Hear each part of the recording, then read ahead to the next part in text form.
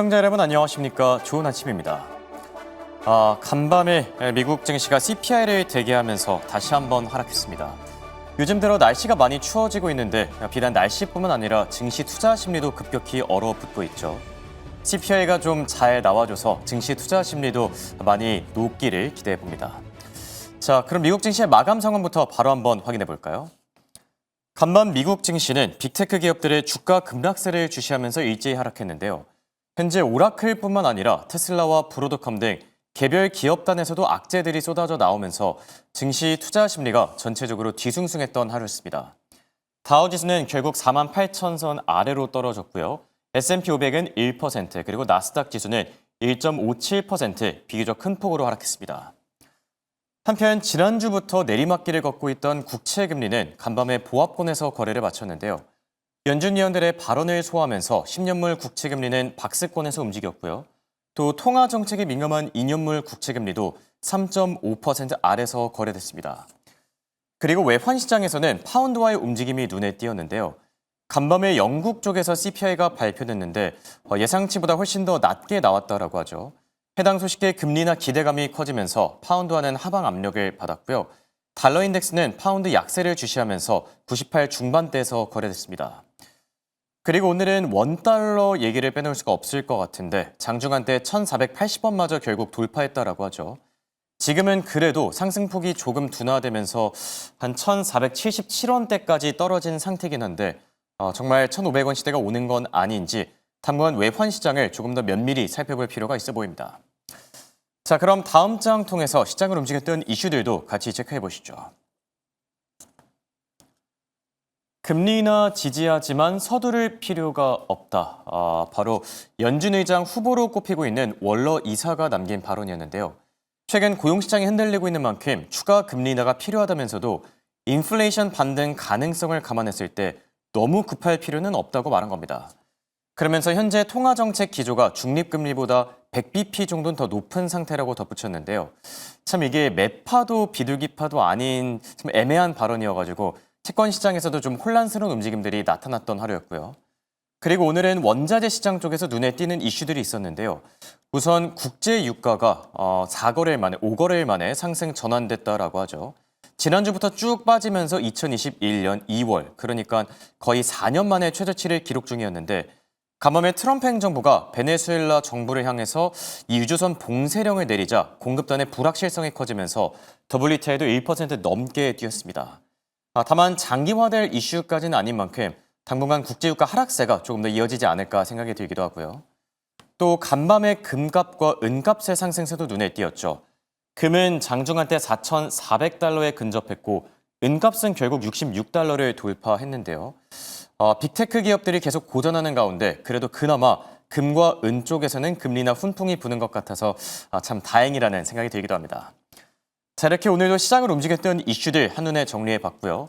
간밤에 테슬라와 오라클이 밀려나는가 하면 넷플릭스가 호재에 힘입어서 상승했는데요. 더 자세한 이야기는 김현사 아나운서와 바로 만나보시죠.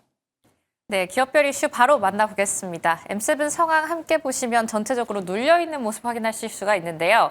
간밤 오라클이 불러일으킨 다시 한번 등장한 AI 회의론에 눌려가는 모습입니다. 한 가지씩 이슈 들어가 보시죠. 먼저 애플입니다. 모건 스탠리 측에서는 애플이 2026년 AI 유통을 강화하더라도 기술 경쟁력 부문은 여전히 핵심적인 과제로 남을 것이다라고 이야기했습니다.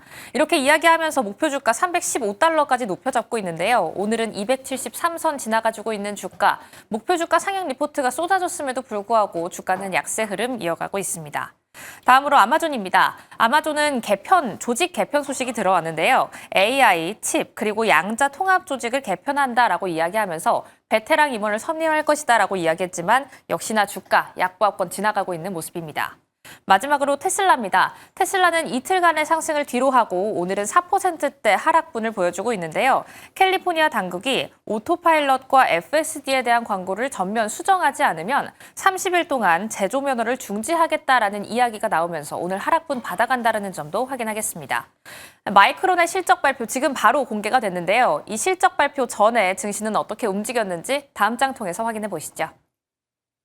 오늘의 히트맵 상황입니다. 마이크론의 실적 발표를 앞두고 약간의 관망세를 유지하면서도 그 전에 오라클이 우려감을 불러일으킬 수 있는 이슈가 나왔기 때문에 기술주 전반적으로 매물이 출회된 모습을 확인하실 수가 있습니다. 일단 오라클 AI 회의론에 대한 고개에 드는 이슈가 한 가지 나왔죠. 잠시 뒤 브리핑 통해서 조금 더 자세하게 들어가 볼 텐데요. 이로써 기술주 전반적으로 빠지는 모습을 보여줬고요. 이 안에서 가장 크게 빠졌던 건 GE 버노바 10%대 밀려나는 모습을 보여줬습니다. 하지만 이 밖에 방산주도 함께 밀려나는 모습을 보였는데요. 트럼프 대통령이 방산업체들에게 자사주 매입을 줄이고 대신 인프라 및 무기 생산 투자를 늘리도록 압박하는 내용의 행정명령에 서명할 것이다라는 보도가 나오면서 전반적으로 방산주도 함께 밀리는 모습을 보여줬습니다. 한편 리튬 값이 급등하면서 관련주는 강세 움직임을 보였습니다. 이춘시 자연자원국은 공개 의견 수렴 기간 이후 27건의 채굴 허가를 취소할 계획이다라는 이야기가 나오면서 엘버말과 리튬 아메리카스가 움직이는 모습 보였고요. 다음으로 넷플릭스 같은 경우에는 인수전에 있어서 승기를 잡았다라는 보도가 나오면서 오늘 주가 큰 폭으로 뛰는 모습을 보여줬지만 전반적으로 주가가 눌렸기 때문에 강보합권으로 주가를 가져가는 모습을 보여주고 있습니다. 마지막으로 웨드부시 증권에서는 양자에 관한 호재성 이슈가 한 가지 나왔습니다. 아이온큐부터 리게티 컴퓨팅, D-웨이브 퀀텀까지 커버리지를 개시한다라는 이야기가 나왔지만 아이온큐 오늘 전반적으로 7%대 밀려나면서 호재를 받아내지는 못하고 있는 모습입니다. 그럼 다음 장 통해서 어떤 이슈 나왔는지 함께 더 깊게 들어가 보시죠. 오라클의 데이터 센터 건설에 좀 차질이 생길 수 있는 이슈가 한 가지 나왔습니다. 이 유치에 좀 빨간불이 켜졌다라는 뉴스가 나왔는데요. 파이낸셜 타임즈의 보도에 의하면 이 투자 유치에 함께 발을 담그고 있는 블루아울 캠피털이 건설 중인 1기가와트급 데이터 센터 프로젝트에 앞으로 투자하지 않을 것이다라는 전망이 보도가 됐습니다. 이 이슈 안에는 무엇이 숨어 있느냐, 왜 투자를 안 하느냐라고 뜯어보면 이 대출 기관이 수익성에 대해서 여전히 우려감 섞인 시선을 보내고 있다라는 겁니다. 그 이유에는 우리가 알고 있는 여러 가지 이유도 있을 테지만 대출 기관 측에서 제시한 이유는 크게는 두 가지입니다. 일단 11월 말 기준 가장 최근에 확인한 데이터죠. 오라클이 가지고 있는 부채 그리고 임대차 계약 규모를 좀 주목하자라는 부분이었는데요. 역시나 빚이 너무 많다라는 겁니다. 이 오른쪽에 써놓은 건 1년 전 그리고 3개월 전의 수치인데 1년 전과 3개월 전 수치와 비교하기만 하더라도 빚이 너무 많이 불어나 있다라는 것이 주된 이유가 됐습니다. 이런 소식이 들려오면서 오늘 오라클 큰 폭으로 밀려나는 모습을 보였고요. 특히나 기술주도 전반적으로 빠지는 모습을 보여줬습니다. 가장 짙게 빨간불을 켜고 있는 건 오라클부터 팔란티어, 브로드컴, 엔비디아까지 정말 짙은 빨간불을 켜내고 있습니다. 이런 가운데 방금 마이크론의 실적이 속보로 발견이 됐는데요. 마이크론의 실적 발표에 발맞춰서 투자 전략은 어떻게 짜봐야 할지 지금부터 바로 고민하러 가시죠. 자, 이번엔 미국 증시 핫한 종목들 그리고 핫한 이슈들 체크해보는 굿모닝 라이브 시간입니다. 도움 말씀에 하나증권의 네이버 그린 팩토리점 이성원 PB와 함께합니다. 안녕하십니까? 안녕하세요.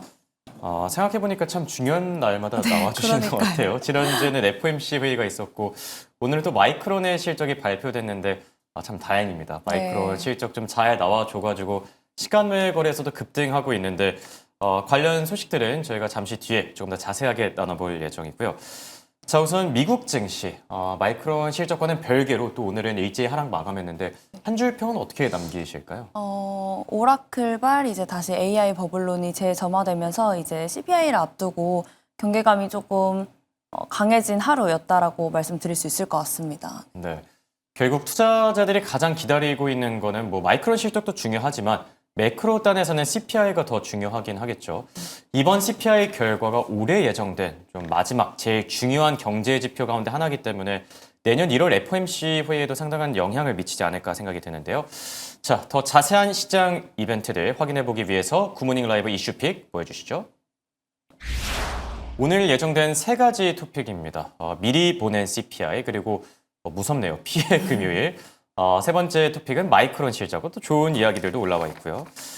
자, CPI 얘기부터 저희가 바로 나눠볼까 하는데 올해 예정된 마지막 메이저 경제 지표죠. 네. 미국의 CPI 이제 오늘 밤에 발표될 텐데 피비님은 어떻게 나올 걸로 예상하고 계시죠? 네. 일단 오늘 밤 이제 10시 30분에 이제 11월 미국 CPI 발표가 있는데요.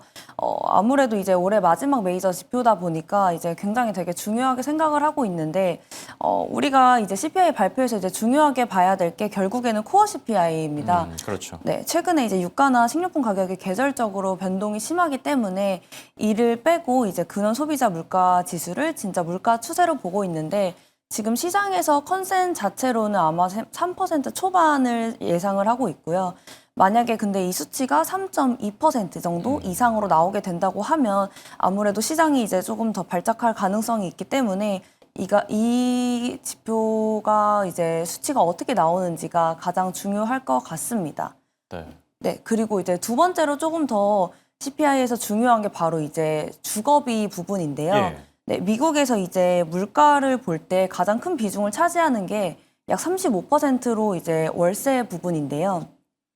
이게 이제 제대로 떨어지는지, 이제 추세가 떨어지는 게 확인이 된다라고 하면 아무래도 이제 물가가 잡혔다라는 신호로 해석이 되기 때문에 이 역시도 좀 중요해 보일 것 같고, 결국에 지금 시장 자체가 또 AI로 이야기가 나오는 것뿐만 아니라 CPI도 이제 굉장히 중요하게 생각을 하고 있고, CPI가 중요하게 생각하는 것 자체가 사실 시장에서는 이제 어설픈 금리 인하는 하기 싫은 거거든요. 그렇죠. 네, 그렇기 때문에 이제 CPI가 좀 낮게 나와서 오히려 이제 시장에서 진짜 금리를 내려도 되는 명분을 주는 것이 중요하기 때문에 오늘 밤이 굉장히 중요할 것 같습니다. 혹시라도 CPI가 이제 급격히 하락해가지고 뭐 서프라이즈 수준 정도로 많이 빠졌을 경우에 다음 달 금리 인하를 좀 기대해봐도 괜찮을까요? 아니면 그래도 금리 동결이 더 우세할까요?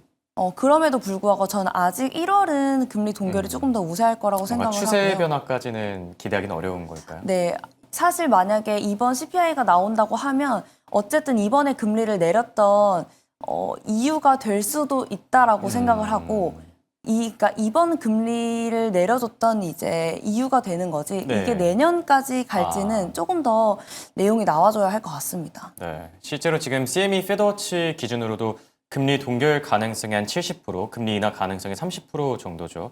뭐 이게 50%대까지 급격히 하락하거나 할 것 같진 않다, 이런 의견 주셨고요.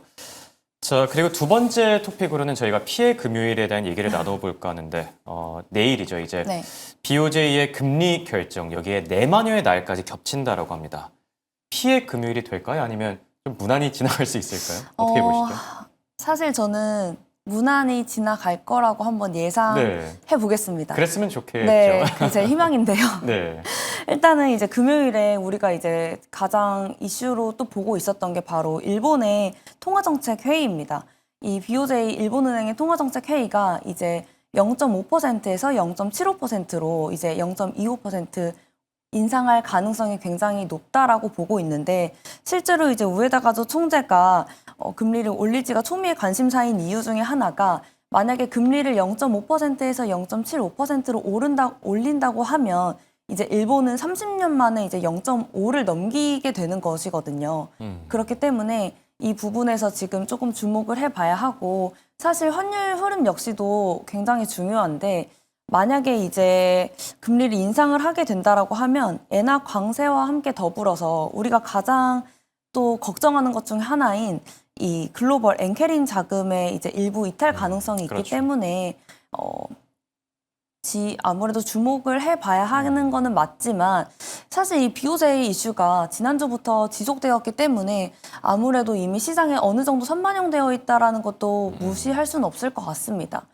그런데 또 이제 한 가지가 겹친 게 바로 내마녀의 날 금요일인 그렇죠. 거죠. 미국 선물 옵션 동시 만기일이기 때문에 어쩔 수 없이 변동성이 커질 수 있는 구간이라서 아무래도 이제 돌다리도 좀 두드려보고 건너자라는 전략이 제가 네. 볼 때는 좀 맞을 것 같습니다. 이런 상황에서 지금 보면은 표로도 잠시 나왔었지만 글로벌 IB들 증시 전망치를 좀 높게 잡고 있는 것 같아요. 네, 요즘 맞습니다. 증시 분위기랑은 좀 결이 다른 것 같긴 한데 네. 이렇게 놀려 잡는 이유가 있을까요? 네, 사실 지금 주요 IB들 증시 전망 보시면 굉장히 높다라는 것을 볼 수 네. 있고, S&P 이제 말로 봤을 때 약 10% 이상을 이제 점하고 있는데요. 사실 이 이유 중에 가장 큰 이유가 바로 이익 성장률 전망입니다.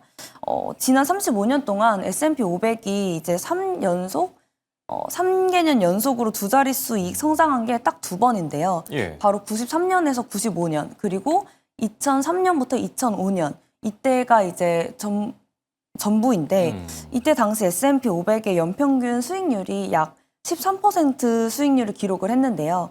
사실 이번 25년, 26년, 27년 역시도 두 자릿수 이익을 전망을 하고 있습니다. 그렇기 때문에 지금 이러한 실적을 기반으로 봤을 때 아무래도 투자은행들이 이 내년 S&P 500의 목표치를 높게 잡는 이유가 여기 있지 않을까라고 생각을 하고 있고, 한 가지 더 말씀드리자면 바로 이제 연준의 변화라고 말씀을 드릴 수 있을 것 같아요. 네. 제가 지난주에 나와서 말씀드렸을 때만 해도 이제 연준 의장의 후보가 케빈 헤셋으로 이제 거의 유력했었는데, 그렇죠. 이제 또 트럼프가 월스트리트 저널에 나와서 케빈 워시라는 인물을 언급을 함에 따라서 지금 폴리마켓에서는 케빈 워시가 조금 더 높은 상황이거든요.